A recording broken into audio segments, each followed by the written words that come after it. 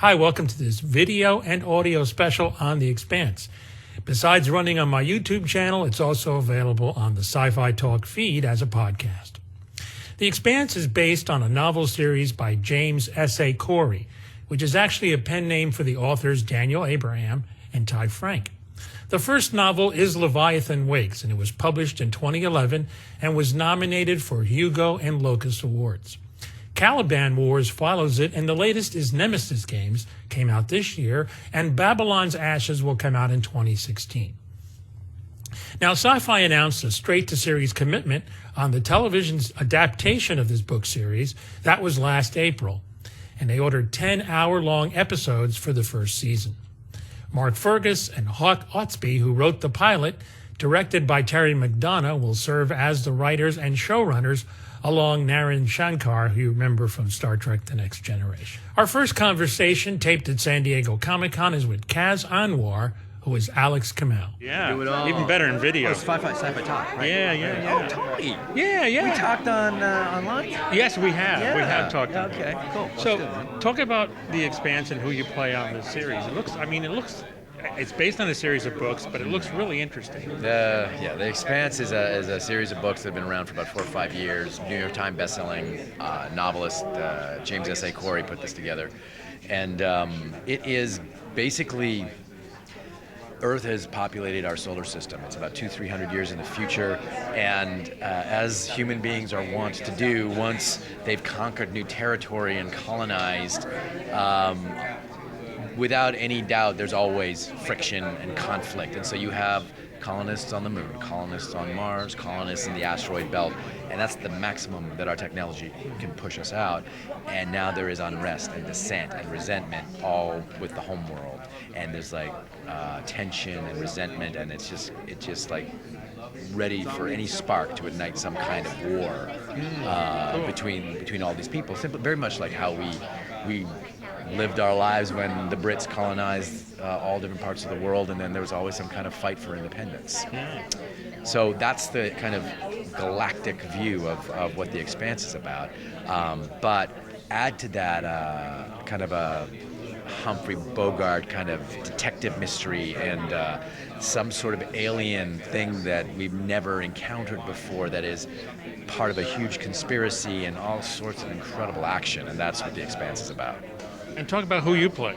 I play fighter pilot Alex Kamel, who is a really unique blend. He is a Mars-born Pakistani of Earth descent with a Texas accent. So he's a real potpourri of fun.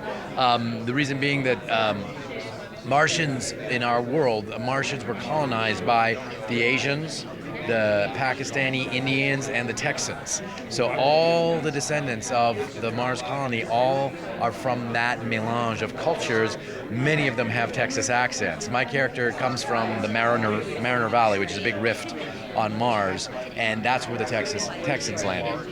And so my background is a whole mix of East Indian, Pakistani, and Texas. So he's a bit of a Southern man. He talks with a Southern drawl, and he's always got a wisecrack or some sort of sarcastic, sardonic thing to say whenever they're in some kind of a stressful situation. Sounds like a lot of fun too. It is. And Olympus. I mean, what an Olympus. amazing experience. Holy moly, what a ride that was, right? It was, Nick Willing is one of my best friends. He's created Tin Man, he created Alice, Neverland is where I met him. He is a master of creating new worlds out of old epic tales, and no difference with Olympus. He's taken a Greek mythological classic and he's turned it on its end, he's reinvented it, and he's made it sexy and dangerous and dark, full of magic and monsters and action and treachery. And I played this character called Priest Xerxes, who I love because he is capable of ending you, but he does everything with his words. He doesn't touch anything, he doesn't get his hands dirty, but he controls so much because he's head of the the priesthood, which worship Apollo and Zeus and Odin, all the different gods, and he runs his ship the way, kind of like the Kevin Spacey character on House of Cards. He's always in everybody. He knows what everybody's doing, knows all their dirty laundry, and he manipulates and connives to his own ends. With a very soft-spoken voice, I'm right. Very soft-spoken. Well, that's the best way to get what you want, is pretend you don't want it. With honey, not with vinegar. Exactly. Good to meet you, man. Pleasure. Same here. Up next is Shohreh Aghdashloo, who plays Christian Vasarla. Hi, how are you? I've been admiring your work for a long time. You always bring your A game to everything you do. Honest. I do my best. I put my heart into every project. So talk about this and who you play. I mean, I'm so glad you're in it. Thank you so much. I portray Christian Avasarala. She's the assistant to Under Deputy Secretary of the United Nations. But trust me, her knowledge in politics precedes her title. She nearly knows everybody's name when it comes to the political world. Everybody's ranks, psychological backgrounds, pay rates. She even knows who they're sleeping with. And I'm not making this up. It's in the book, chapter 5, Christian Avasarala. That kind of a mastermind she is. And obviously she loves Earth. She's Mother Earth. Yeah. And she can obviously swim with sharks pretty well. Absolutely, she can. She can swim with... She's a manipulator, but in a good way. I always figure her, as actors, we try to envision how our characters are. Kind of like, it sounds like this world, we bring all our vices, we haven't really learned, we kind of bring all our bad qualities as well as our good qualities into space. So it's a really rough kind of universe. It is indeed a rough kind of universe, and it's going to get even rougher if we just don't listen to the news and take it seriously. We all think global warming is something, that people have created and does not exist, but it's happening. There's a dialogue in the series that I love with a politician friend of Christian Avasarala. My character says, "Frank, why do you live in Mars?" She wants her friend to come to the Earth. He says, "I like the environment." And I say, "What about Albuquerque? It looks the same." He says, "Well, look, we had a garden here. We turned it into a rock." Martians inherited a rock through a common goal. They turned it into a garden. I come home to Los Angeles. We filmed it in Toronto. I come home to Los Angeles, receive a letter from the Homeowners Association saying, "Get rid of your pots and plants. You won't be able to water them only twice a week, Monday and Friday." I called my gardener and said, "Take the plants." He says, "What about the pots?" "Take the pots." When he left, I looked at my so-called garden and I'm like, it's turning into a rock. Yeah. So what has been suggested in this TV series, in this science fiction, is already happening. Yes. It's just for us to open our eyes and be a bit more careful with Mother Earth. Yeah, we definitely have to be. Using its resources. Oh, absolutely. I'm a big fan of that. Yeah. Definitely a big fan of that. So, just kind of in wrapping up, what can audiences expect from this miniseries? Or actually, it's a series, so what can they expect? What the audience can expect is this show is made for 9 years of age to 99 years. It's intriguing, it's engaging, it's about the universe. It teaches so much. I learned so much from it. It sort of engages you, it's entertaining, but when it's done, you realize that, another piece of art. Because in my humble opinion, films, arts are supposed to bring about questions. They don't solve problems. Right. And this one is full of questions and is telling you, ask your own questions. Yeah, that's what Sci-Fi does. Thank you. What a pleasure to meet you. It really was. Love your Another work. main character in this is played by Stephen Strait, and he is XO James Holden.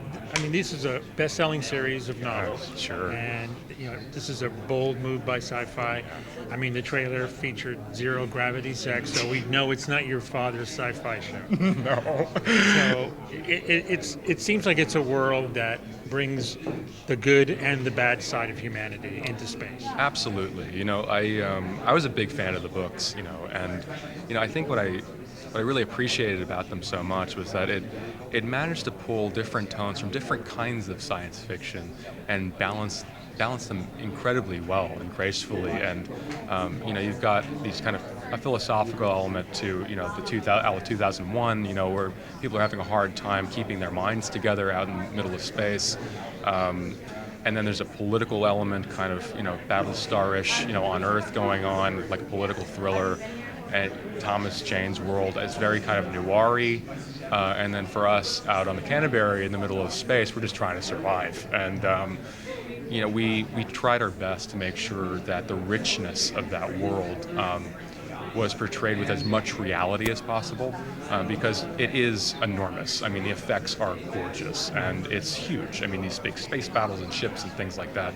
But we did want to keep it grounded in reality so that, the story was still relatable to everybody watching it.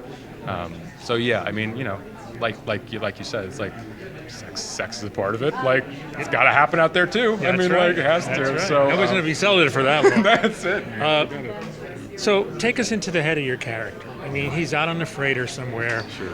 He obviously has ambitions like anybody else. Yeah. What's his mindset right now when we first meet him? When you first meet James Holden, I mean, he's the second officer on an ice hauler, which is like an oil tanker. He is from Earth.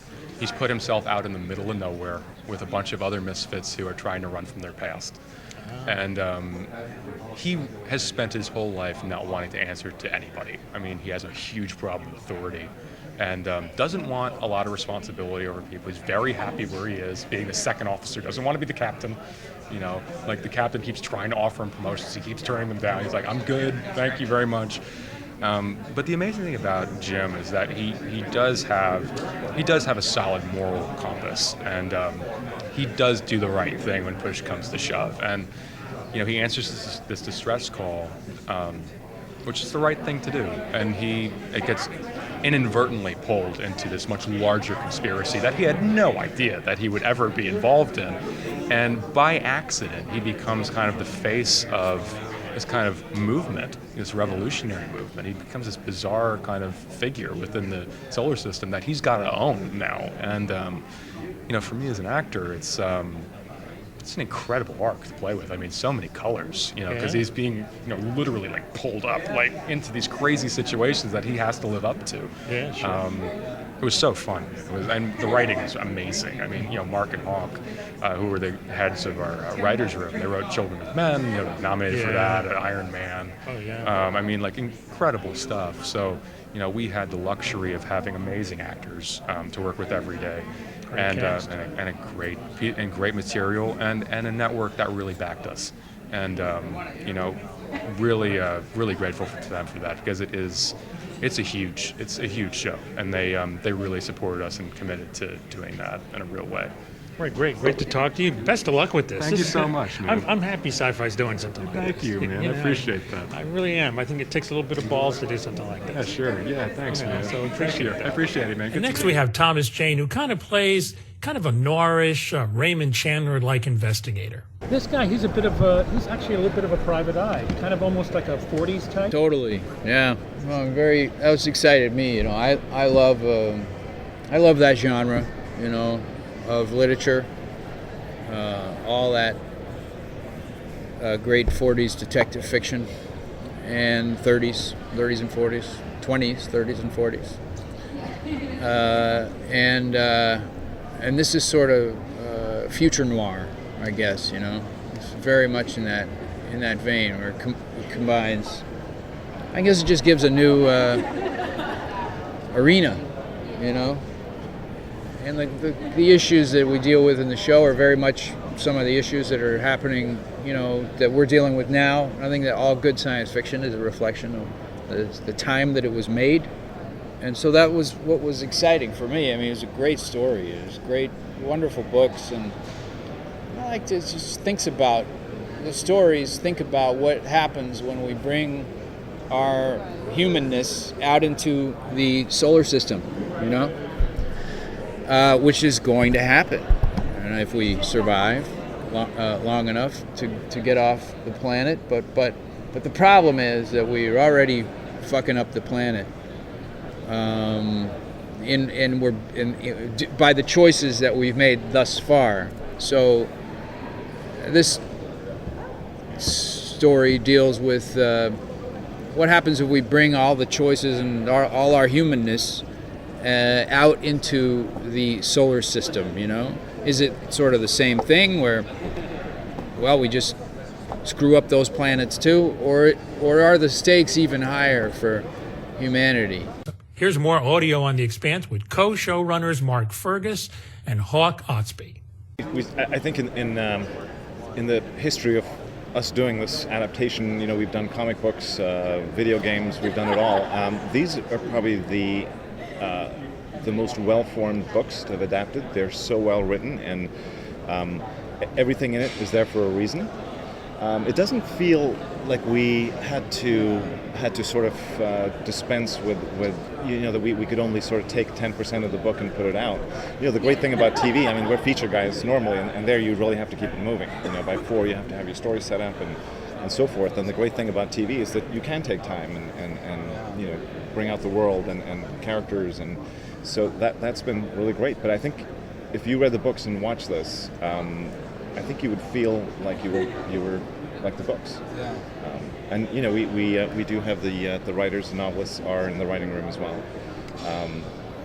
You know, breaking the cardinal rule by putting but it was fantastic. They're incredible guys, and yeah, it's very faithful. Like you know, we had to sort of lose it.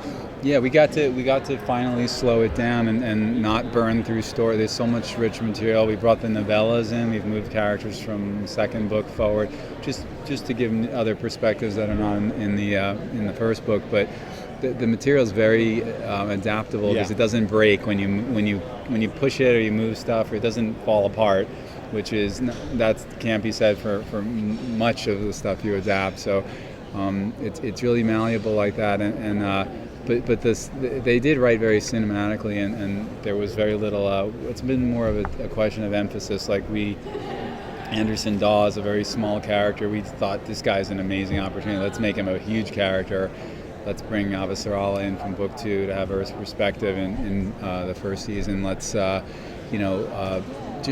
just honor the books, but not feel strangled by the exact choices they made. And then at the end of the day, like you said, you'll feel like they're really the same entity. You're not going to feel like we went off in some wacky direction. It's not The Expanse anymore. Look for The Expanse on the Sci-Fi channel starting December 14th, following Childhood's End. For Sci-Fi Talk, this is Tony Tellado. Thanks for watching and listening. Take care.